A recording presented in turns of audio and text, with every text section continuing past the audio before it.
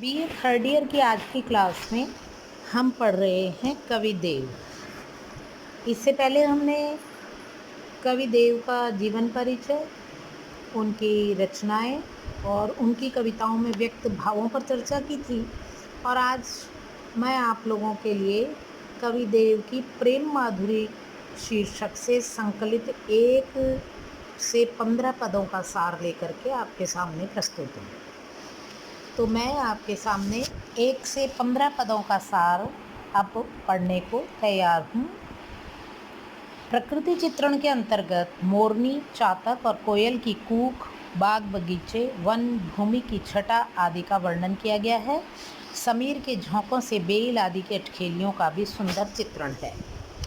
पद नंबर 2 और 3 में कृष्ण रूपी नायक का नायिका के सपने में आना, नायिका के पास बैठना, गाय का रंभाना, मक्खन फैलना, कृष्ण का छुप जाना आदि बातों का सजीव चित्रण किया गया है। अगले पद में नायिका के विरह का वर्णन और उसके सुध-बुध खो जाने का चित्रण भी किया गया है। 5वें पद में नायक यानी कृष्ण को ढूंढना और उनका कहीं ना मिलना, इन बातों का जिक्र किया है। पद नंबर 6 में नायिका का कृष्ण यानी नायक के प्रेम में निमग्न होने की स्वीकारोक्ति को प्रकट किया गया है। पद नंबर 7 में कृष्ण के अद्वितीय रूप, सुर असुर तपस्वी द्वारा उनको स्मरण करने का वर्णन आदि को प्रस्तुत किया है। अगले पद में राधा रूपी नायिका के रूप वर्णन और उनके सौभाग्यवती रहने का वर्णन किया गया है। पद नंबर 11 में वेद पुराणों में शिव पार्वती, विष्णु लक्ष्मी आदि की तरह कृष्ण राधा की सुंदर जोड़ी का शोभायमान होने का वर्णन कवि ने किया है। पद संख्या 12 से 15 के अंतर्गत कवि देव ने कृष्ण पर मोहित राधिका की मंत्रमुग्ध स्थिति, नायक के वियोग में नायिका की विरह दशा वर्णन, कृष्ण के बिना राधा की गंभीर मनोदशा का मार्मिक और सजीव चित्रण किया है।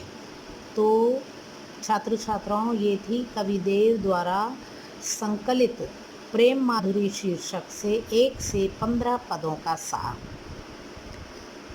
इसमें प्रकृति चित्रण, नायक नायिका मिलन और नायिका की विरह वर्णन और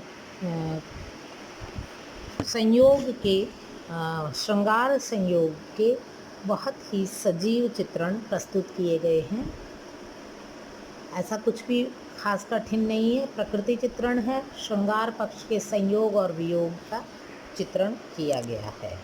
अगर कुछ परेशानी लगे तो आप मुझसे संपर्क कर सकते हैं। कल के लेक्चर में हम उनके पद संख्या 16 से 27 तक के पदों का सार और सारांश पढ़ेंगे और इसके साथ ही मैं आपसे विदा लेती हूँ।